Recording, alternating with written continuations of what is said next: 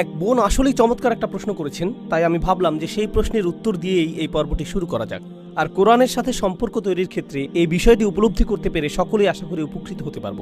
প্রশ্নটি ছিল, এখানে আমরা এত সব বিচক্ষণতা এবং দার্শনিক অনুপ্রেরণামূলক শিক্ষা অর্জন করছি, এই সব কিছুর বাস্তবিক উপকারিতা কি, কিন্তু বাস্তবিক অর্থে কি সাথে নিয়ে আমরা ফিরে যাব? প্রশ্নকারী হয়তো অনুপ্রেরণা অর্জনের বিষয়টি বুঝাননি, বরং তিনি হয়তো বুঝেছেন যে কি ধরনের বাস্তব কর্মপরিকল্পনা নিয়ে আমি বাড়ি ফিরে যাব। আমি মনে করি যে অনেকের মধ্যেই এই উদ্বেগটি রয়েছে। আমি এটাও মনে করি যে এই মতটি নির্দিষ্ট কিছু স্লোগানের সাথে সম্পর্কিত, যা সমস্যাজনক হয়ে উঠেছে, যা মুসলিম সমাজে বেশ সার্বজনীন রূপ ধারণ করেছে। আর এই স্লোগানটি হলো, আমাদেরকে কোরআনের প্রত্যেকটি আয়াত শিখতে হবে এবং এটাকে বাস্তবে পরিণত করতে হবে। স্লোগানটি হলো, প্রতিটা জিনিস যা আপনি কোরআন থেকে শিখবেন এটাকে আপনার বাস্তবে প্রয়োগ করতে হবে। কোরআনের সকল আয়াত আপনাকে কাজে পরিণত করার কথা বলে না। আলিফ লাম মিম আপনার